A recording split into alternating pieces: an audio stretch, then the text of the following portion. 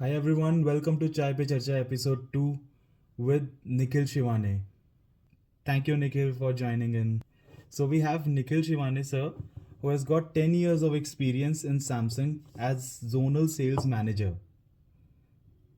He is a robust sales manager जिनके पास sales की expertise है and he has got a lot of case studies to share with you guys. Over to you Nikhil. Hi everyone, my name is Nikhil Chivane. I am from Raipur, Chhattisgarh, and currently living in Mumbai. I started my professional journey as a software engineer after my engineering. उसके बाद 2 साल मैंने वो किया. Then I went for MBA. मैंने IIM Kozhikode से post grade करने के बाद में सैमसंग ज्वाइन किया और I have roughly 10 years of experience with Samsung in sales. So yeah. आप अपनी जर्नी के बारे में थोड़ा बता सकते हैं like how you got the idea to go into sales, how you figure it out कि आप सेल्स में क्यों जाएंगे and how you got into Samsung and Samsung का आपका एक्सपीरियंस कैसा रहा? आई एम श्योर आपके पास वहाँ पे a lot like you must be having a lot of case studies and you must be having a lot of talks in the Samsung. या सो यार Samsung तो मैंने कैंपस प्लेसमेंट में ही मैंने सैमसंग ज्वाइन किया कैंपस प्लेसमेंट के through and then initially for initial 1 year I was in the head office. Samsung India का जो हेड ऑफिस है गुड़गांव में है. सो वहाँ पे मैंने क्लोजली ये देखा कि टॉप मैनेजमेंट कैसे काम करता है, प्लान्स कैसे बनते हैं हेड ऑफिस पे. I got a chance to interact with all the top managers. वहाँ 1 साल के एक्सपीरियंस के बाद में I wanted to do sales primarily because ये नॉर्मली बोला जाता है कि अगर करियर अपना स्टार्ट करना है तो सेल्स से करना चाहिए because you get the reality check, you get the ground reality basically कि बिजनेसेस होते कैसे हैं. सो मुझे भी मन था सेल्स करने का. So then I move to Mumbai with a sales role. I started working as a sales ABM, area business manager बोलते हैं प्रोफाइल को, where I had a territory of 10-15 crores of monthly business. इस तरीके से मैंने sales की अपनी journey start की and then I moved into different territories and then different roles. That's how the journey has been. So Nikhil, जैसे generally sales का word सुनते ही लाइक इवन मेरे दिमाग में भी सबसे पहले डोर टू डोर सेल्स का ख्याल आता है एंड इवन टेली कॉलिंग की सेल्स का तो ख्याल आता है like the people that use to call customers on phone और वहाँ से सेल्स करते हैं या डोर टू डोर सेल्स मतलब इसमें करते हैं. तो आपका उस पर क्या ख्याल है? Like what do you think, sales में सिर्फ ये दो टर्म्स या इसके अराउंड ही सेल्स ज़्यादा है या इसके अलावा भी सेल्स में कुछ और है? यार सेल्स जब हम बोलते हैं, आई थिंक मेरा पर्सनली ये मानना है कि सेल्स ना लाइफ के हर स्टेज पे इन्वॉल्व होता है. It's not just a working profession. हर चीज़ आप जाने अनजाने में आप सेल्स कर रहे होते हैं. जब आप छोटे बच्चे होते हैं, आपको अपने पेरेंट्स से टॉय चाहिए होता है एक, तो आप एक किसी तरीके से सेल ये पिच करते हैं अपने पेरेंट्स को कि मुझे टॉय क्यों चाहिए.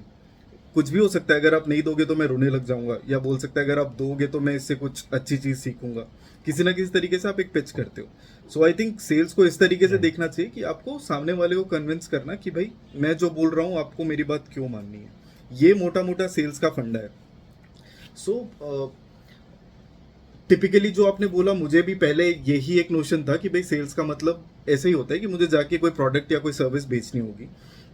But I think in Samsung sales जो मेरा एक्सपीरियंस था, काफ़ी काफ़ी स्टेजेस में सेल्स इन्वॉल्व होता है. जैसे ओके, जब मैंने एरिया बिजनेस मैनेजर के तरीके से ज्वाइन किया, ठीक है, तो मेरा काम होता था कि मैं डिस्ट्रीब्यूटर के साथ में काम करता था. So let me explain how Samsung works in sales and distribution. तो सैमसंग प्रोडक्ट जो भी मैन्युफैक्चर करता है वो अपने डिस्ट्रीब्यूटर्स के थ्रू मार्केट तक के पहुंचाता है. सारा स्टॉक जो भी आप दुकानों पे देखते हैं स्टॉक, वो एक डिस्ट्रीब्यूटर चैनल के थ्रू पहुंचता है. सो लोकली डिस्ट्रीब्यूटर्स होते हैं. वो एक distributor typically anywhere close to 100 to 500 stores वो सर्विस करता है. तो सैमसंग से जो भी स्टॉक है वो डिस्ट्रीब्यूटर के पास जाता है, डिस्ट्रीब्यूटर से फिर देन दुकानों पे जाता है, उन दुकानों से फिर आप वो प्रोडक्ट खरीदते हैं. सो इस तरीके से काम करता है. राइट. तो अब यहाँ पे सेल्स एक टिपिकल एक आइडिया ये आता है कि सेल्स का मतलब दुकान पे खड़े होकर जो एक कस्टमर है जिसको मोबाइल फोन की जरूरत है वो मोबाइल बेचना. बट सेल्स सिर्फ यहाँ तक के लिमिटेड नहीं है. सेल्स चालू हो जाता है बिल्कुल शुरुआत से, जहाँ पे मुझे डिस्ट्रीब्यूटर को कन्विंस करना है कि उसे कोई प्रोडक्ट क्यों रखना है अपनी इन्वेंट्री में.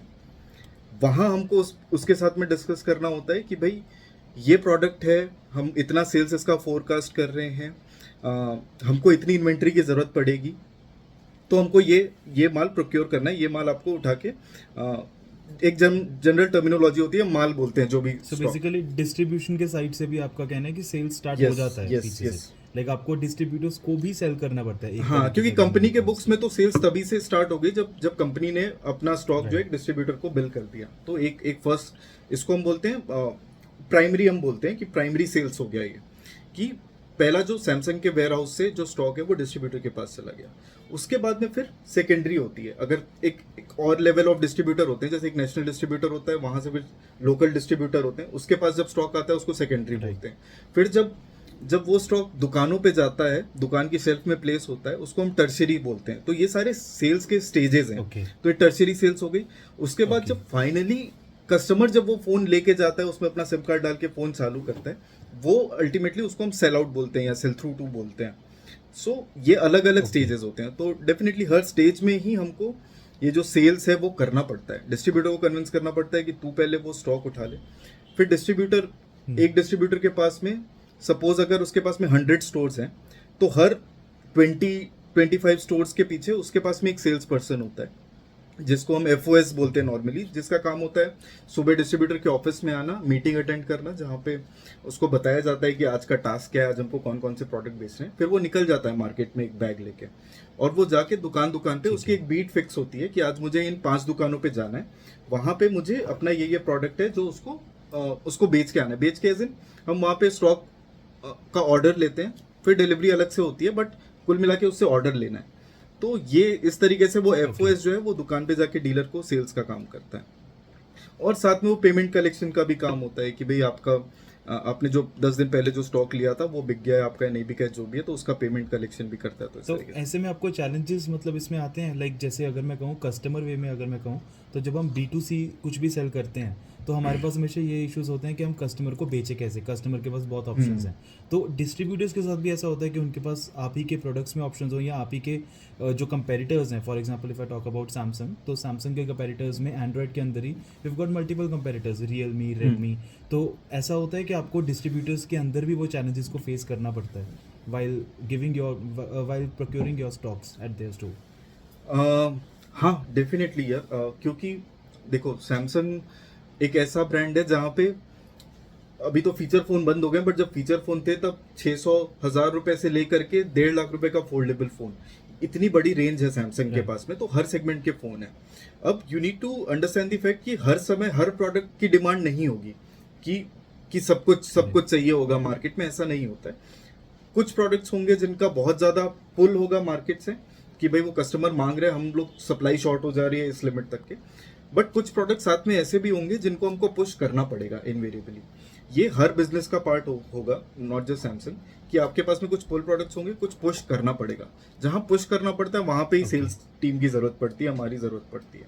सो ये होता ही है। डिस्ट्रीब्यूटर कई बारी, क्योंकि उसके भी पैसे लगे हुए, distributor is nothing but a local businessman जो कि अपना एक इन्वेस्टमेंट लेके बैठा हुआ है। उसको यहाँ से एक ROI जनरेट करनी है, एक प्रॉफिट कमाना है यहाँ से। उसको अपने सारे सेल्समैन की सैलरी भी देनी है, ऑफिस का खर्चा है, सारी चीजें उसको हटा के उसको एक इनकम वहां से जनरेट करनी है, राइट। सो अगर मैं उसको ऐसा कोई प्रोडक्ट दे दूं जो कि 3 महीने 6 महीने तक के मूव नहीं करेगा, जो आगे बिकेगा नहीं, तो उसका इन्वेस्टमेंट स्टक हो जाएगा। अगर उस टाइम पे कोई ऐसा प्रोडक्ट आ गया, लॉन्च हुआ कोई नया फोन जो कि जिसकी ज्यादा डिमांड है, तो क्योंकि उसके पास पैसे नहीं है तो वो अपॉर्चुनिटी लूज कर जाएगा उस नए प्रोडक्ट से कमाने का, राइट। इसलिए डिस्ट्रीब्यूटर भी नॉर्मली ट्राई करते हैं कि जो स्लो मूविंग प्रोडक्ट है वो मैं ना लूं। वहां पे फिर हमारा रोल आता है कि हम लोग कैसे उनके साथ में बैठ के एक प्लान बनाएं कि भाई हमको कितना स्टॉक लेना चाहिए, और सिर्फ ये नहीं कि हमने लेके रख लिया, उसको आगे मूव लिक्विडेट करने के लिए क्या प्लान होगा।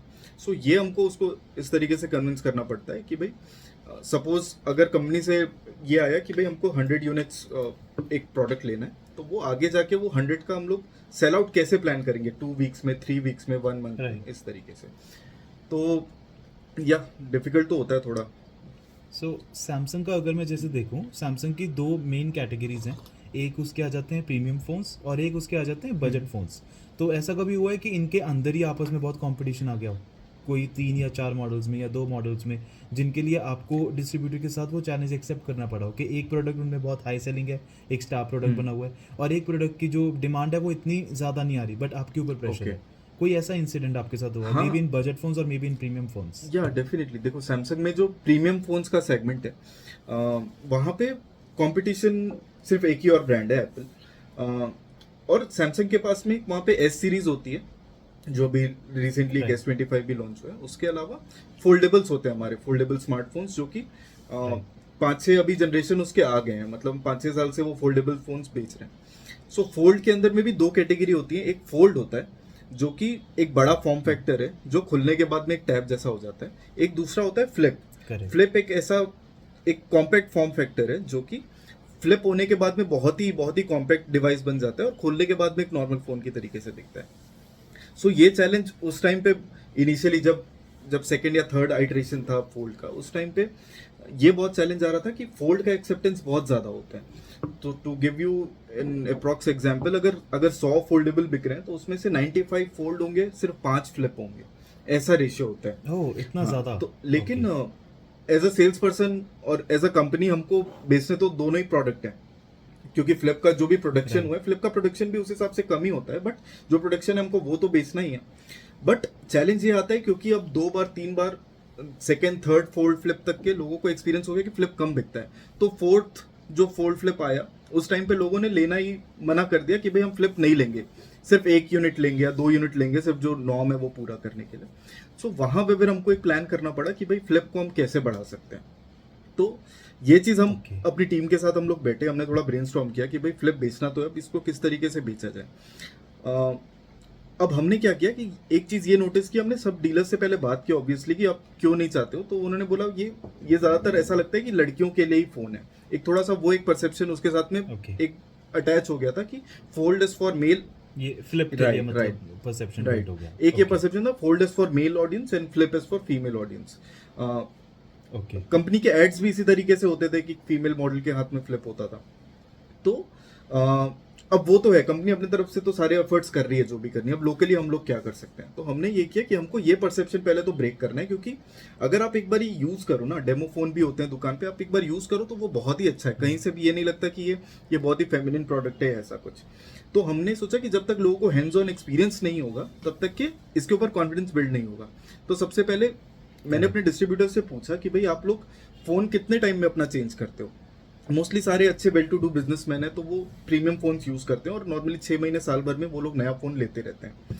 सो मैंने उनको बोला कि आप सबके सब मेरे जैसे, मैं उस टाइम पे सूरत में था, तो मैंने सूरत के अंदर मेरे 4 डिस्ट्रीब्यूटर थे, उनसे मैंने ये रिक्वेस्ट किया कि आप लोग सिर्फ 3 महीने के लिए एक फ्लिप आप यूज करो और उसको अपना प्राइमरी डिवाइस रखो। ऐसा नहीं कि वो सेकेंडरी या जेब के अंदर है, वो हर चीज आपको कभी भी फोन आ रहा है आपके हाथ में फ्लिप ही निकलना चाहिए, आपको फ्लिप यूज करना है। दे अग्रीड, उन्होंने बोला ठीक है सर ट्राई करते हैं।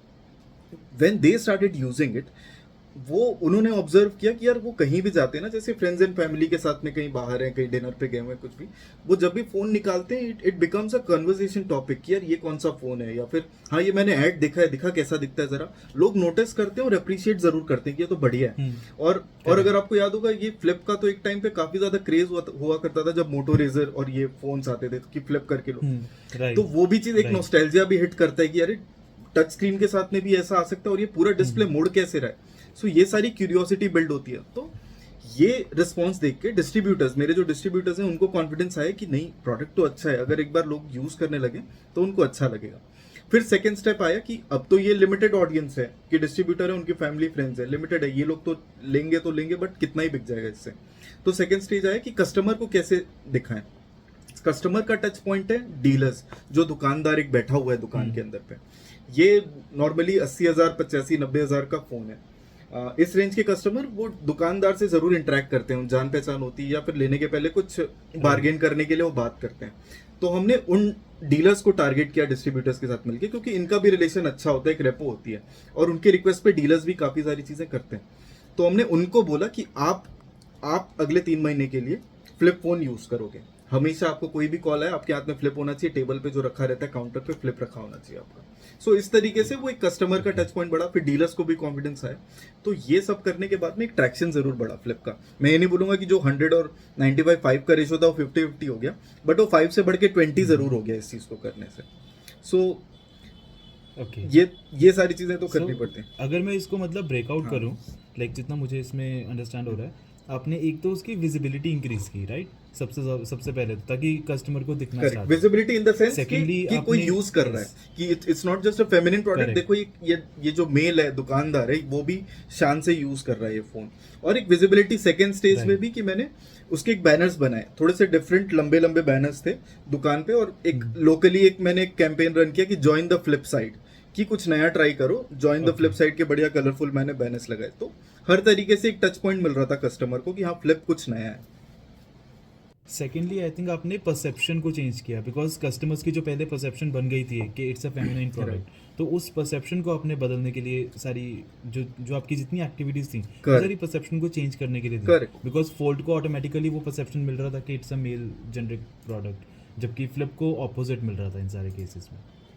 राइट इसी पॉइंट पे Nikhil, is it right to say कि जो सैमसंग के मेजर यूजर्स हैं वो मेल्स में इसमें आते हैं एज कम्पेयर टू दिस, जैसे ये डेटा इसमें है, तो ऐसे केस में अगर हम इसमें देखें तो मतलब जो ज़्यादातर सैमसंग के यूजर्स हैं इन प्रीमियम सेगमेंट, वो ज़्यादा मेल्स में इसमें आते हैं। क्या नहीं वो पॉइंट भी इसमें कुछ आपको लगता है कि कहीं पे फैक्टर इसमें आता है? नहीं, ऐसा तो बिल्कुल भी नहीं है। मतलब I don't know the exact split कितने मेल कितने female, but it's a well accepted brand यार। मतलब Samsung has been for many years. I think after Nokia. No no, just for Fold and Fold Flip, and not flip, for S okay. Series, just for Fold नहीं and Flip. नहीं, so yes, I think अगर आप सिर्फ flip का contribution देखो तो flip में female audience होगी ज़्यादा। मतलब slightly I think 70-80% must be female जो लेती हैं, क्योंकि 2-3 रीज़न होते हैं। इट्स नॉट जस्ट कि थोड़ा फेमिनिन प्रोडक्ट है, बट क्योंकि उनके पॉकेट छोटे होते हैं। एक बहुत ही बेसिक चीज़ है कि वो जीन्स या पैंट जो भी ट्राउजर्स के पॉकेट बहुत छोटे होते हैं, तो ये फ़ोन बहुत अच्छे से फिट हो जाता है।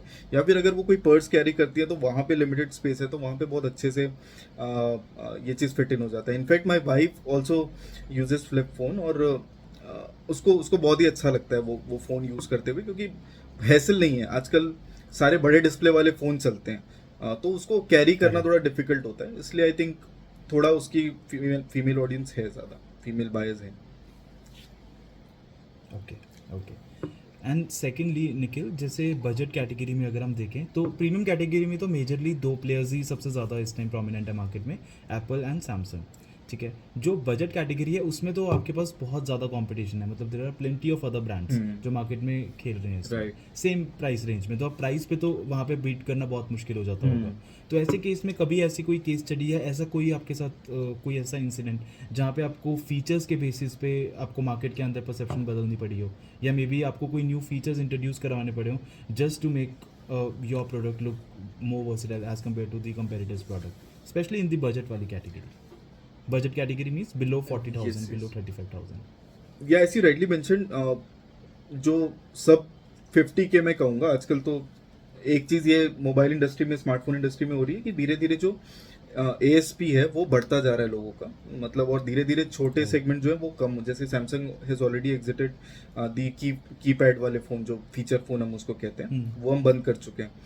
10,000 के अंदर भी पहले बहुत सारे फ़ोन बनाते थे, बट अब वो भी धीरे धीरे कम हो रहे हैं। सो धीरे धीरे जो राइट। लोग हैं इवॉल्व होके थोड़े महंगे फ़ोन्स ही ज़्यादा यूज़ कर रहे हैं। सो पहले हम ये जो कैटेगरी है जो हम बोलते हैं कि एक मास फोन्स, जो वो 30,000 के अंदर हम पहले उसको देखते थे, फिर हम 40 देखने लगे, अभी हम 50 के अंदर वे सारे सेगमेंट आते हैं। सो इसमें प्रीडोमिनेंटली चाइनीज प्लेयर्स हैं सारे, ओप्पो, वीवो, MI, है ना, और उसी के और सब brands, Realme and all those things. So हाँ, यहाँ पे कंपटीशन काफ़ी फियर्स है, बिकॉज ये जब एंटर किए थे ये सारे ब्रांड्स, तो ये काफ़ी एक रोबस्ट, पहले तो डीप पॉकेटेड कंपनीज हैं सारी, तो उन्होंने काफ़ी पैसे भी स्पेंड किए मार्केट के अंदर पे to establish their brand name. So initially आपको ध्यान होगा तो ऐसे बहुत मीम्स या ऐसे जोक्स भी आते थे कि अगर आप मून से भी देखोगे तो आपको ये ग्रीन और ब्लू कलर के बोर्ड दिखेंगे, क्योंकि उन्होंने सारी दुकानों पे ऐसे। सो उन्होंने रिटेल, वीवो, ओप्पो के तो बहुत ज़्यादा मार्केटिंग होती है, रिटेल के अंदर बहुत खर्चा किया हुआ था। प्लस इनिशियली उनके प्रोडक्ट्स भी काफ़ी ज़्यादा कम्पिटिटिव होते थे कि जैसे स्पेक्स पे चलती है नॉर्मली। ये जो ये नीचे के सेगमेंट के फोन्स हैं, वो कस्टमर थोड़ा स्पेक ज़्यादा देखता है, वो ऊपर इतना नहीं देखता कि एप्पल में कितना रैम है, रोम है, या सैमसंग में कितना रैम और ये मेगापिक्सल, ये सारी चीज़ें। बट नीचे के अगर कोई 20,000 का फ़ोन ले रहा है तो ये चीज़ें ज़रूर चेक करता है। तो उस टाइम पे जब वो लोग इनिशियली आए थे तो काफ़ी ज़्यादा स्पेक लोडेड फ़ोन्स भी वो लोग सेम सेगमेंट पे देते थे। अगर सैमसंग का फ़ोन 15,000 का ऐसा है जो 2 GB रैम का है उस टाइम पे, तो वहाँ पे सामने वो 3 या 4 GB के इस टाइप से उनका डिफ्रेंसिएशन होता था, प्लस कैमरा बहुत ज़्यादा वो फोकस करते थे। सो ऐसे वो लोग एंटर किए। बट आज की डेट में ऐसा हो चुका है कि कोई फ़र्क नहीं है ज़्यादा, स्पेक्स में कोई फ़र्क नहीं है प्रोडक्ट। लेकिन ऐसा मतलब उनमें मैं ये नहीं बोलूँगा कि कुछ कंप्लेन आती है, प्रोडक्ट भी उनके बहुत बढ़िया रहते हैं, अच्छे चलते हैं। अब प्रॉब्लम ये हो गई कि आदत पड़ गई लोगों को, उनका भी एक लॉयल कस्टमर बेस बन गया है, तो उनका भी रिपीट बाइंग हो रहा है। भले ही सैमसंग अब कितने भी अच्छे इंप्रूव फ़ोन निकाले, बट वो बिकते हैं। अब यहाँ पे चैलेंज ये आया, इस पे भी हमने एक इनिशिएटिव लिया था locally, that I'd like to share. Challenge ये था कि हम लोग डिफरेंशिएट कैसे करें, क्या हम लोग डिफरेंट बताएं। क्योंकि स्पेक, अगर मैं स्पेक का गेम खेलूं कि अगर वो बोलते हैं कि भाई हमारा कर्व डिस्प्ले है, जैसे आजकल वो कर्व डिस्प्ले वाले फ़ोन चल रहे हैं, सामने हम बोलते हैं कि हमारा ड्यूरेबल है फ़ोन ज़्यादा, IP67 है, आप पानी के अंदर भी डालो तो भी चलेगा, वो ड्यूरेबिलिटी उसमें नहीं है। बट एक स्टाइलिश फॉर्म फैक्टर जो सब्जेक्टिव है, लेकिन वो स्टाइलिश फॉर्म फैक्टर के कारण शायद वो बिक जाए। तो ये सब्जेक्टिव चीज़ें हैं कि किसी को कुछ अच्छा लगे, किसी को ना लगे, और कभी उसमें कोई ब्रांड ऊपर होगी, कभी कोई नीचे होगी। तो हमको एक फिक्स चीज़ कोई ढूंढनी थी जिसको हम लोग हर जगह कस्टमर को प्रमोट कर सके, जो नहीं है डेफिनेटली कंपटीशन पे। तो वो मैंने पर्सनल एक्सपीरियंस से देखा कि सैमसंग के फ़ोन्स यूज़ करने बहुत इजी होते हैं। जो उसका यूज़र इंटरफेस है, जो भी उसमें सेटिंग्स के ऑप्शंस होते हैं, काफ़ी ज़्यादा यूज़फुल भी चीज़ें होती हैं जो बाकी फ़ोन्स में नहीं दिखती हैं। पहली चीज़ तो यूज़र इंटरफेस की, वन UI हम कहते हैं सैमसंग के जो यूज़र इंटरफेस है। वन UI का एक कोर फिलॉसफी यही है कि वो एक हाथ से ऑपरेट होना चाहिए, इसलिए उसका नाम वन UI है। तो एक तो वो हो गया। दूसरा, कई सारी सेटिंग्स, जैसे कैमरा के अंदर पे बहुत सारे मोड्स होते हैं अलग अलग। सैमसंग के अंदर पे एक फीचर होता है जैसे सिंगल टेक। उसका बेसिक फंक्शन ये है कि आप 30 सेकेंड्स के लिए कैमरा पैन करो, जो भी चीज़ हो रही है, जैसे कोई बर्थडे सेलिब्रेशन हो रहा है, केक कट रहा है, नॉर्मली लोग फोटो लेते हैं कि सबको पोज करने के लिए बोलते हैं, लोग पोज करते हैं, उस टाइम पे हम क्लिक करते हैं, उस टाइम पे किसी की आंख बंद हो गई या कुछ भी, बट वो मोमेंट तो चला गया, वो जो फोटो आ गई बस वही है। सिंगल टेक ये करता है कि अगर वो 30 सेकेंड्स या 1 मिनट का पूरा इवेंट है, आप उसको एक कैमरा उसके सामने रखो, उसको रिकॉर्ड होने दो। अब उस 30 सेकेंड्स 1 मिनट के वीडियो जो कैप्चर हुआ है, उसमें से अपने आप ही ये इंटेलिजेंटली कुछ उसमें से शॉट्स निकाल लेता है, उसको कुछ एडिटेड फॉर्म में या कुछ जो भी, खुद ही ये जज करता है कि कौन सी बढ़िया है। आप चाहिए तो बाद में आप कोई दूसरा भी ले सकते हो, बट वो अलग अलग, जैसे कुछ एडिटेड होंगी, उसमें कुछ ब्लैक एंड व्हाइट मोड में होंगी, एक बूमरैंग जैसा होगा। सो बेसिकली सारे मोड्स वो एक साथ आपको कैप्चर करके दे देते हैं उसी टाइम पे, without wasting any time, without wasting any, and without you missing the precious moment. Cut you right, तो मेन missing the moment also. But point ये है कि ये बहुत बढ़िया फीचर है, मैं बहुत यूज करता था, मेरा पर्सनल एक्सपीरियंस है कि बेस्ट चीज़ है।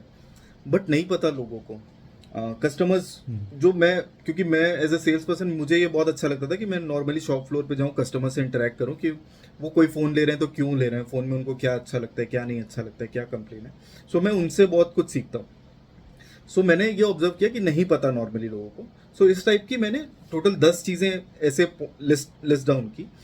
उन 10 चीज़ों को लेकर के हमने एक प्रोग्राम बनाया कि नो योर फोन बेटर। ये एक प्रोग्राम था कि no your phone better. Idea यही था कि यार जब कंप्यूटर्स आए थे, जब एक हाउस होल्ड आइटम बन गया, लोगों के घर पे कंप्यूटर आने लग गए, उसको चलाना सीखना पड़ा लोगों को। उसकी प्रॉपर क्लासेस होती थी, स्कूल में सिखाते थे, अलग से कोचिंग होती थी। बट फ़ोन आज के डेट में कंप्यूटर से भी ज़्यादा पावरफुल है, बहुत सारी चीज़ें कर सकते हैं, बट इसको चलाने के लिए कोई ऐसे क्लासेस नहीं होती, किसी ने किसी को सिखाया नहीं कि क्या है। मेनली बिकॉज कि बहुत ईजी भी है फ़ोन यूज़ करना, नॉर्मली कॉल, मैसेज, फोटो लेना, ये सारी चीज़ें लोग कर लेते हैं, basic stuff can be done without any guidance. But जो ट्रू पोटेंशियल है वो चीज़ कभी कोई वो नहीं करता। बट अगर कुछ चीज़ें पता हो, ऐसा भी नहीं कि बहुत कोई कॉम्प्लेक्स चीज़ है, बट बहुत बेसिक, जैसे सिंगल टेक, उसमें कुछ नहीं करना, बस मोड में स्क्रॉल करना है और सिंगल टेक पे क्लिक करना है, कोई बहुत हार्डकोर ऐसा कोई सेटिंग नहीं चेंज करनी। सो अगर ये छोटी चीज़ें सिर्फ पता हो, इन्फॉर्मेशन का ही गैप है, अगर पता हो तो कर सकता है कस्टमर। तो हमने सोचा कि इस चीज़ को हम लोग कैसे प्रमोट करें, कस्टमर्स तक ये कैसे पहुंचाएं।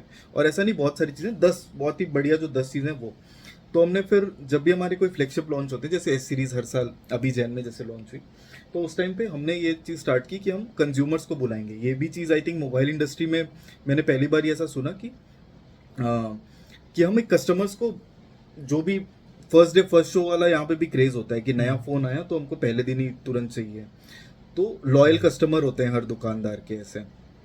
तो जो भी हमारे बड़े डीलर्स थे ऐसे, जिनके 50-60 वो पहले दिन में ही आता है नया फ़ोन 1 लाख 1.5 लाख का, और 50-60 फ़ोन पहले दिन में ही दे देते हैं उनको। तो मैंने बोला कि आप इनको दुकान पे मत बुलाओ, इस बार ये एक इवेंट रखते हैं, आप इनको लंच पे, डिनर पे, स्नैक्स पे, आप इनको कहीं एक बैंक्वेट हॉल बुक करके वहाँ पे बुलाओ, वहाँ पे हम इनको delivery For the for the customers. Customers. Yes, तो ये चीज़ this is I think this मैंने पहले कभी नहीं सुना इसके बारे में। या एब्सोल्युटली। और मतलब आप कोई भी महंगी से महंगी चीज़ जो आप सोच सकते हो, कभी भी ऐसा इतना प्रिविलेज हम कस्टमर्स को कहीं सुनने को नहीं आता कि ऐसा मिलता हो, बट ये चीज़ हमने स्टार्ट किया था। और डीलर भी जैसे एक फ़ोन के पीछे अच्छा खासा उसका भी मार्जिन होता है, तो और मोर देन मार्जिन और अर्निंग एक ये था, अब वही है कि इसमें डीलर के पैसे खर्चे होने वाले दुकानदार के, राइट। तो यहाँ पे भी सेल्समैनशिप काम आती है कि भाई मैं उसको कैसे कन्विंस करूँ कि तू पैसे खर्चे कर, वो ना भी करे तो दुकान पे आके कस्टमर लेके जाने वाला है फ़ोन, उसका सेल होने वाला है, तो मैं एक्स्ट्रा एक्सपेंस उसकी जेब से क्यों कराऊँ।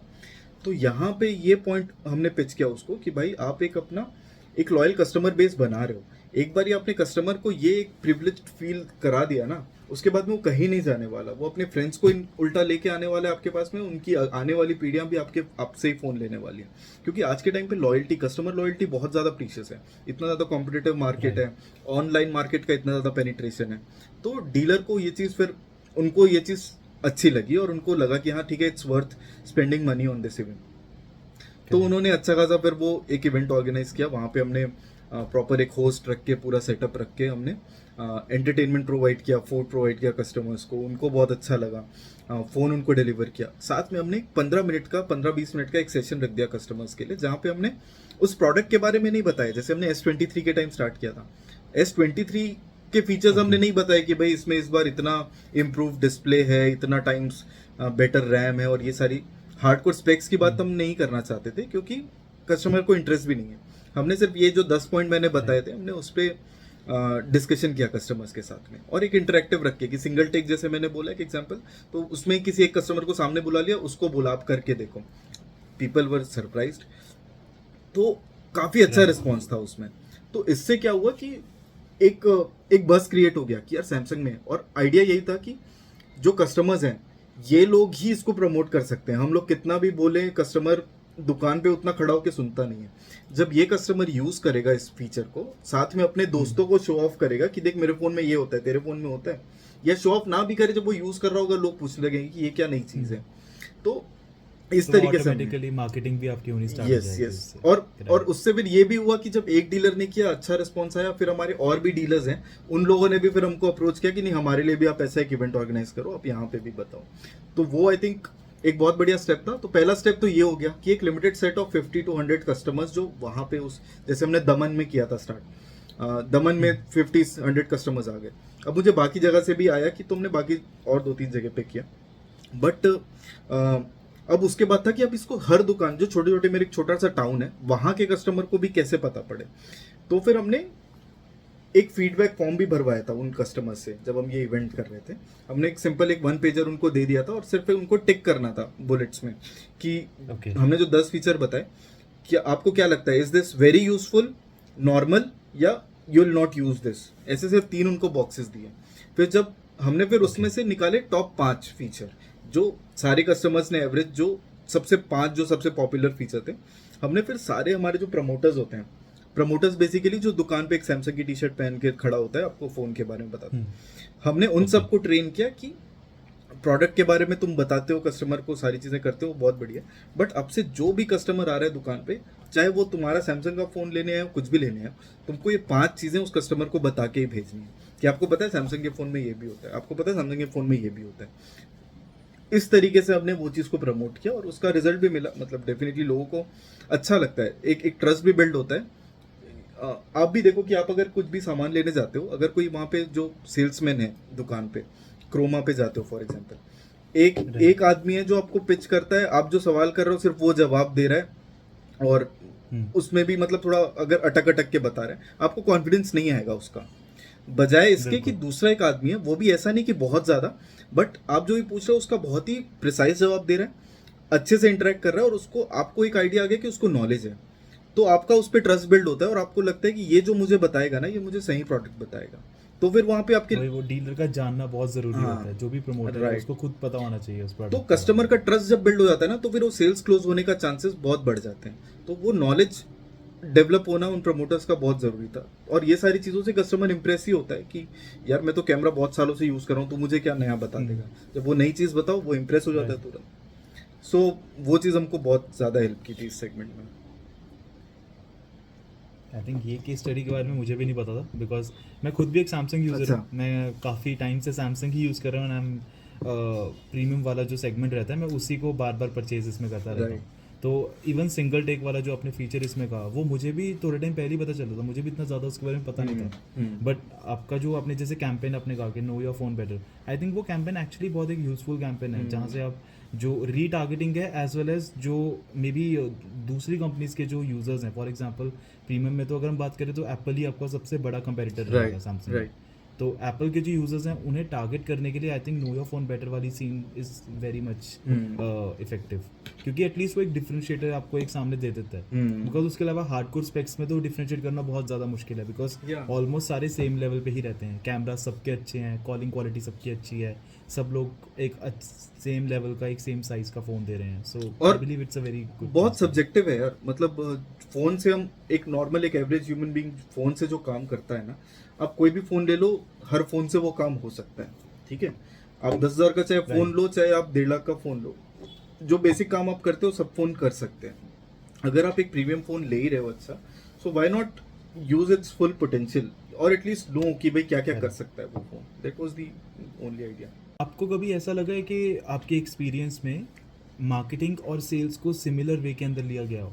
बिकॉज मेरे एक्सपीरियंस में मैंने बहुत बार देखा है, even in students as well as in business managers वाले सीन में भी, जो लोग सेल्स और मार्केटिंग को सेम लाइन में लेते हैं, मतलब सेम लेवल पे लेते हैं, कि अगर वो कहते हैं कि उन्हें सेल्स में इशू आ रहा है, तो वो उसका जो पोटेंशियल सोल्यूशन है वो इंस्टाग्राम मार्केटिंग या दूसरे मार्केटिंग सोल्यूशंस में ढूंढते हैं, and vice versa for marketing.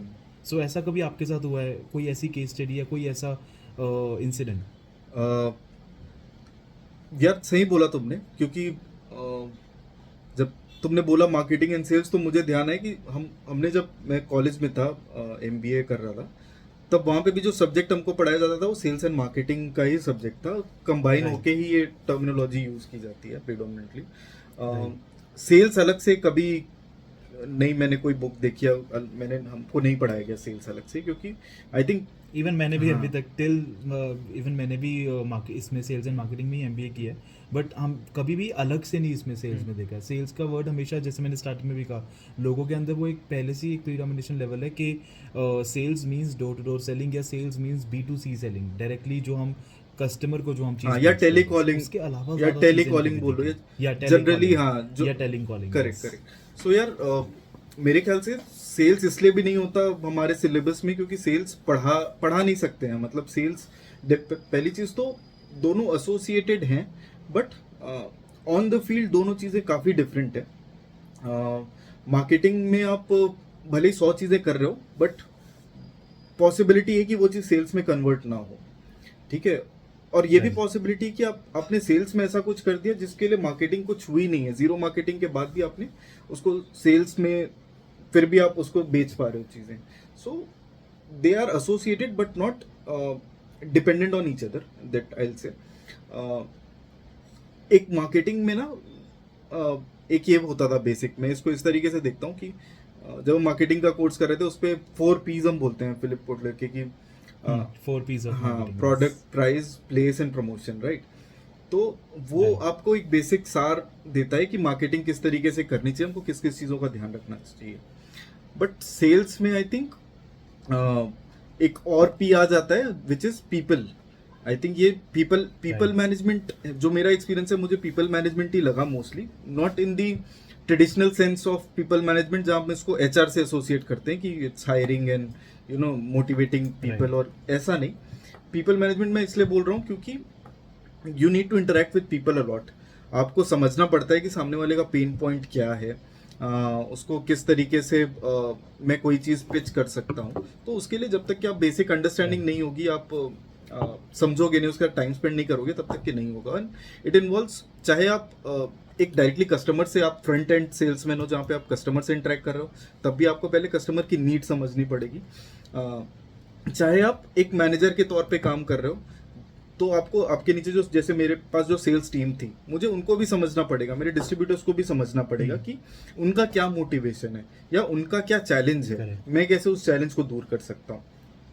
तो हर स्टेज पे वो यार एक पीपल इन्वॉल्व होते हैं, और एक रिलेशनशिप बिल्डिंग, जैसे मुझे अगर किसी डीलर से काम कराना है, तो मेरा रिलेशनशिप उसके साथ में कैसा है, उस पर डिपेंड करता है। That also involves your people management skills. तो ये मुझे लगता है एक चीज़ जो सेल्स में एक्स्ट्रा है। और दूसरा परसिवरेंस।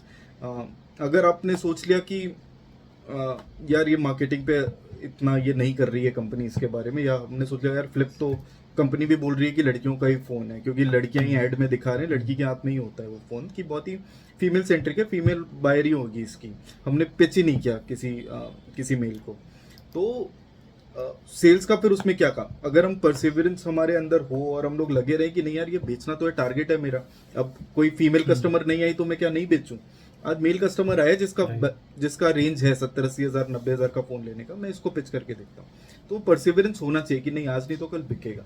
सो ये चीजें आई थिंक सेल्स में एक्स्ट्रा है, इसलिए वो सिखाई नहीं जाती हैं, वो चीज ऑन द जॉब ही सीखते हो आप यार। मैं भी जब स्कूल कॉलेज में, मतलब मैं आई यूज टू थिंक कि मैं बहुत इंट्रोवर्ट हूँ, कि मैं बहुत ज़्यादा लोगों से नहीं इंटरेक्ट कर रहा हूँ, और इनिशियली मैंने सेल्स में उस चीज़ के कारण थोड़ा सा मुझे वो भी लगा कि थोड़ा टाइम लगा मुझे लोगों से घुलने मिलने में। बट फिर मैंने देखा कि यार इसकी ही ज़रूरत है, अगर मैं बात नहीं करूँगा, जाके मिलूंगा नहीं लोगों से, तो फिर नहीं होने वाली चीज़ें। तो I think it was a nice decision to join sales, क्योंकि पर्सनैलिटी पूरी 360 उससे फिर चेंज हो जाती है आपकी, क्योंकि करना ही है, उसके अलावा कोई ऑप्शन नहीं है। मेरे बॉस ये चीज़ बोलते थे कि किसी को भी सेल्स सिखाने का एक ही तरीका है कि उसको भेज दो मार्केट में, उसको बिठा के कुछ सिखाओ मत, कुछ ऐसा हैंड होल्डिंग करने की जरूरत नहीं, भेज दो मार्केट में, या तो डूब जाएगा या तो तैर जाएगा, और जब तैर जाएगा तो फिर बहुत अच्छे से तैरने लगेगा वो। सो यही तरीका है सेल्स का। आई थिंक आपने काफ़ी अच्छे से एक्सप्लेन किया दोनों का डिफरेंस, बिकॉज मार्केटिंग का अगर मैं कहूँगा, जैसे इवन आपकी भी जो एग्जांपल थी इससे पहले जो हम डिस्कस कर रहे थे, नो योर फोन बेटर, मेरे मानने में जो नो योर फोन बेटर वाला जो कैंपेन था, that was basically a marketing Right. Campaign, जहाँ पे हम उनका परसेप्शन और उनको बेनिफिट्स एंड ऑल क्लियर कर रहे हैं कि क्यों ये प्रोडक्ट उनके लिए एक राइट फिट है, क्यों उन लोगों के हाथ में वो प्रोडक्ट होना चाहिए, एंड सेल्स वाज समथिंग जो उसके बाद आप लोगों ने की। सो आई थिंक दोनों हमेशा हैंड इन हैंड ही चलते हैं, मार्केटिंग एंड सेल्स दोनों एक दूसरे के बिना हो भी नहीं सकता। अगर आप मार्केटिंग नहीं करोगे तो ऑब्वियसली सेल्स आप कर ही नहीं सकते किसी भी प्रोडक्ट की। Right, very true. And the people management वाला point that you mention, I think वो एक बहुत क्रूशियल पॉइंट है, बिकॉज अभी के टाइम में भी, जैसे मैंने कई बार ऐसी पोस्ट भी देखी हैं, कई बार ऐसे आर्टिकल्स भी पढ़े हैं जहाँ पे हम लोग कंपेयर करते हैं ऑनलाइन सेल्स को ऑफलाइन सेल्स के साथ। तो ऑनलाइन सेल्स में वो जो एक पीपल्स रिलेशन वाला जो एक पार्ट होता है, एक ब्रांड का एक कस्टमर के साथ जो रिलेशन होता है, वो इतना ज़्यादा अच्छे से बन नहीं पाता है जो रिलेशन आपका ऑफलाइन के अंदर आई थिंक सेट हो सकता है। And I think you must agree on that point also कि ऑफलाइन के अंदर डिस्ट्रीब्यूटर्स के साथ जो आपके लॉयल कस्टमर्स हैं, वो उनके रिलेशंस की वजह से ही हैं इसमें। आई थिंक ऑनलाइन सेल्स उतना उस लेवल को अभी भी क्रॉस नहीं कर पाएंगे, बिकॉज वो रिलेशन नहीं बन पाएगा आई थिंक ब्रांड का कस्टमर्स के साथ। Definitely online gives you convenience, तो वो एक फैक्टर है जिसके कारण वो बहुत ज़्यादा पिकअप हो गया अभी। बट जहाँ पे भी ट्रस्ट की बात आएगी तो ऑफलाइन की ही ज़रूरत पड़ेगी, और इसीलिए I think offline market can never भी ख़त्म नहीं हो सकता है, मतलब वो उसकी ज़रूरत हमेशा होगी। और वो हाँ थोड़ा कंसोलिडेट ज़रूर हो रहा है, but not to very large extent. बहुत ज़रूरी है offline market. Any advice for someone starting in sales industry Nikhil, जो स्पेशली रिटेल इंडस्ट्री में जो सेल्स में अपना करियर आगे देखना चाहते हैं, कोई स्पेसिफिक एडवाइस उनके लिए? पहले तो मैंने इतने टाइम रिटेल पे काम करके ना, I have very high respect for the people who work in retail sales, क्योंकि एक ये सोच के अच्छा लगता है कि यार वो एसी शॉप में बैठ के काम करना है। बट मैंने देखा हुआ है कि जो दुकानदार हैं या जो मेरे प्रमोटर्स थे, बोलने के लिए वो प्रमोटर्स, मतलब अगर मैं उनका क्वालिफिकेशन या ऐसा प्रोफाइल बताऊं तो दे आर 12th पास जो होते हैं, जो लड़के जो उसके बाद में उनको ही किसी रीज़न से काम करना पड़ता है, तो वैसे आते हैं। कुछ लोग ग्रेजुएशन के बाद में आते हैं, बट उनको पूरा टाइम खड़े होके वहाँ पे ट्राई करना पड़ता है कि कैसे, क्योंकि उसके साथ में और भी लोग खड़े हैं, दूसरे ब्रांड के भी खड़े हैं, तो उनको हार नहीं माननी है बेसिकली। उनको साथ में ऐसा नहीं हो रहा कि यार नहीं बिका तो कुछ नहीं, उसके ऊपर में लोग हैं, उसके ऊपर में एक टीम लीड होता है। हर 40, जैसे मैं सैमसंग का स्ट्रक्चर बताऊं तो हर 30-40 प्रमोटर्स के ऊपर में एक टीम लीड होता है। वो सुबह शाम उसको कॉल करके उससे रिपोर्ट ले रहा होता है कि भाई कितना बिका, व्हाट्सएप पे रिपोर्ट भेज, नहीं बिका तो उसको डांट रहा होता है, समझा रहा होता है, उसको ट्रेनिंग पे जाना होता है। तो it's not an easy job definitely, but it's not too hard also I will say, क्योंकि यार अगर कोई जेन्युइनली कोई ट्राई कर रहा है ना तो वो दिख जाता है। और कंपनी स्पेसिफिकली अगर मैं कंपनी के साइड से बोलूँ तो यही चाहिए होता है कि कोई ट्राई कर रहा है। अगर आपके नंबर्स नहीं आ रहे, सेल्स अब ऐसी चीज है जहाँ पे अनलाइक एनी अदर फील्ड, यहाँ पे डायरेक्टली आपका परफॉर्मेंस नंबर्स पे दिखता है। दिन खत्म हुआ, या तो आपने जीरो सेल की, या तो आपने अपना टारगेट कर लिया, या तो आप कहीं बीच में थे। तो अब उस हिसाब से आपकी रेटिंग तुरंत ही फिक्स हो गई कि आपको या तो फुल पॉइंट्स मिल रहे हैं, या तो आपको आधे पॉइंट्स मिल रहे हैं, या तो आपको जीरो मिल रहे हैं बिल्कुल ही। तो इमीडिएटली किसी को आप जज कर सकते हो नंबर के बेस पे। बट मैं स्पेशली अपनी टीम को मैं ऐसे नहीं जज करता था। मैं एफर्ट्स देखता हूँ कि वो बात करके ही समझ में आएगा कि बेटा नहीं बिका आज, क्यों नहीं बिका, तो वो कुछ रीज़न बताएगा। अगर मुझे जेन्युइन लग रहा है, मैं क्रॉस चेक करूंगा, दूसरे ब्रांड के प्रमोटर से भी पूछ के मैं एक बार देखूंगा कि हाँ सच में क्या कोई वॉक इन ही नहीं थी, दुकान पे कोई आया ही नहीं, तो कैसे बेच लेगा। तो बेटा तूने क्या किया दिन भर, तो वो अगर बोलेगा कि सर मैं तो वेट ही कर रहा था, या फिर कुछ भी, या चुप रहेगा, उतना नहीं बात कर पाएगा। या दूसरा रिस्पॉन्स हो सकता है कि सर मेरे ना कुछ हैं कस्टमर जिनको साल भर हो गया फ़ोन लेके, तो हमारा नया फ़ोन आया है 50,000 का, तो पिछले साल जो 40-45,000 वाले जो फ़ोन थे जिनको साल 1.5 साल हो गया, मैंने उनको आज नंबर निकाल के कॉल किया, तो मेरे को तुरंत आएगा कि चलो इसने कुछ किया। वो मुझे प्रूफ दिखा देगा फ़ोन पे कि देखो मैंने ये सब ट्राई किया। तो इतना ही है, मतलब आपको जो परसिवियरेंस जो मैंने बोला वो शो करते रहना है हमेशा, उससे ही रिजल्ट भी आएगा। उससे ही, ऐसा नहीं कि सिर्फ दिखाने के लिए, आप वो करते रहोगे तो आपको रिजल्ट भी मिलेंगे, आप ग्रो भी करोगे। बट अगर वो नहीं कर रहे हो तो फिर काफ़ी डिफिकल्ट है। तो जो भी अगर सेल्स ज्वाइन करना चाहता है उसके लिए मेरा यही एक एडवाइस है कि लगे रहो, मतलब कुछ ना कुछ आपको करते रहना है। अगर एक हर कंपनी के अंदर में प्रोसेसेस फिक्स होते हैं कि भाई आपको सुबह मीटिंग करनी है, आपको इतने बजे चेक इन करना है, इतने बजे चेकआउट करना है, इतने बजे रिपोर्ट भेजनी है, ये सारी चीज़ें फिक्स प्रोसेस है। आप ये सब कर लोगे, डेली करते हो। हम कोई भी प्रोडक्ट लॉन्च होता है, प्रमोटर को हम एक सेल्स पिच देते हैं कि इस प्रोडक्ट के बारे में देखो 1 2 3 4 5 ये पॉइंट्स बताने हैं कस्टमर को। सब चीज़ें ऐसा लगेगा कि ऑटोमेटेड चीज़ है बिल्कुल ही, बट वैसा नहीं होता है। अगर स्टैंडर्ड प्रोसेस फॉलो करके रिजल्ट नहीं आ रहे, नहीं बिक रहा, तो आपको कुछ डिफरेंट ट्राई करना पड़ेगा। सो सेकेंड एडवाइस इज, पहला तो लगे रहो। सेकेंड एडवाइस इज कि अगर स्टैंडर्ड प्रोसेस फॉलो करके रिजल्ट नहीं आ रहा, so keep thinking for new ways कि और क्या कर सकते हो आप, और क्या कर सकते हो। अगर आपको कंपनी ने रखा हुआ है काम करने के लिए, आप कैसे अपना एक वैल्यू ऐड कर सकते हो, कैसे आप डिफरेंस क्रिएट कर सकते हो खुद की सेल्स में, या फिर अपनी टीम के अंदर पे टीम से कैसे आप सेल्स बढ़वा सकते हो, या anything, but keep innovating.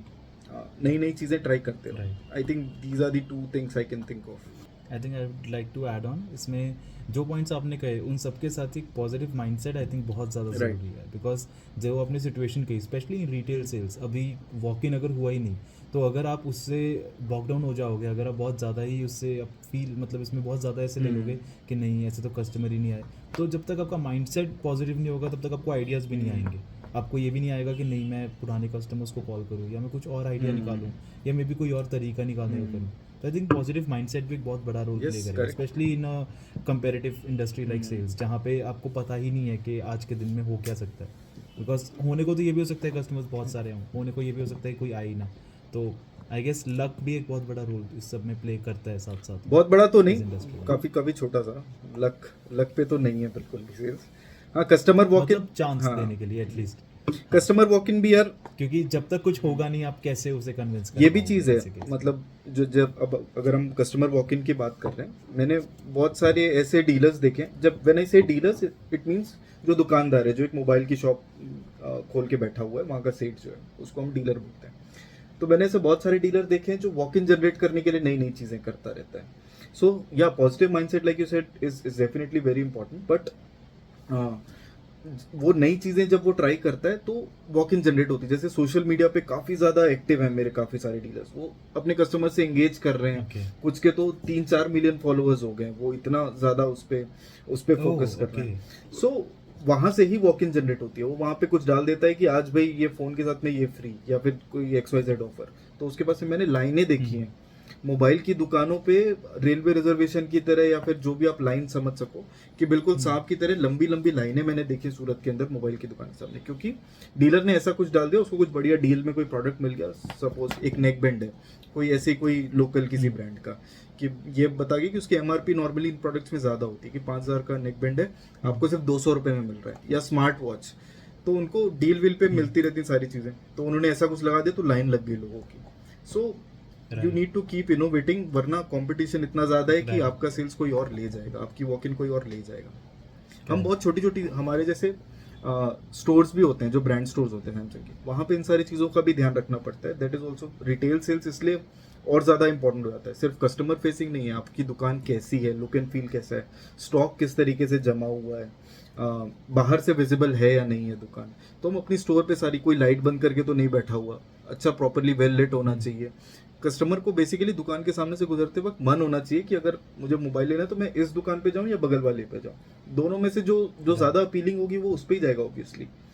Now imagine one very well maintained, clean, neat and clean, well lit shop, और इमेजिन अनदर शॉप जो गंदी सी है, बाहर ऐसी कांच पे कुछ पोस्टर लगा हुआ है, आधा निकला हुआ है, आधा साफ नहीं है। तो एक सबकॉन्शियसली माइंड इधर ही मेकअप हो जाता है कि चलो ये बढ़िया दुकान लग रही है, यहाँ पे चलते हैं। तो ये सारी चीजें भी रिटेल में बहुत ज्यादा इंपॉर्टेंट होती हैं। सो बेसिकली यूजर एक्सपीरियंस बहुत बड़ा रोल Yes, प्ले करता है yes, ऐसे केसेस yes. में। Specially to cut the competition अगर है। और मोबाइल का आप Right. नॉर्मली ऑब्जर्व करना कि ऐसा बहुत कम होता है कि सिर्फ एक दुकान है। नॉर्मली वो क्लस्टर के अंदर होती है, जहाँ पे एक क्लस्टर के अंदर पे 8-10 मोबाइल की दुकानें होती है, एक मार्केट जैसा होता है। Depending on the market size also, कि अगर कोई छोटी सिटी के अंदर है तो वहाँ पे एटलीस्ट 2-3 दुकानें तो होंगी। और जैसे बड़ी सिटीज़ की मैं बात कर रहा हूँ, सूरत हो गया, मुंबई हो गया, वहाँ पे लाइन से मतलब 8-10-15 दुकानें होती हैं। तो there is fierce competition in offline market. So, Nikhil, first of all, thank you so much for joining in and sharing your views. Thank you for having me. Thank you, Nikhil, for joining in and thank you for sharing the views. So, here we conclude the session. And thank you, Naya Gurukul team, BS Group team, Top Growth Foundation team, Pierre Shala Webinars, and the Noiko team for helping us in setting up the session.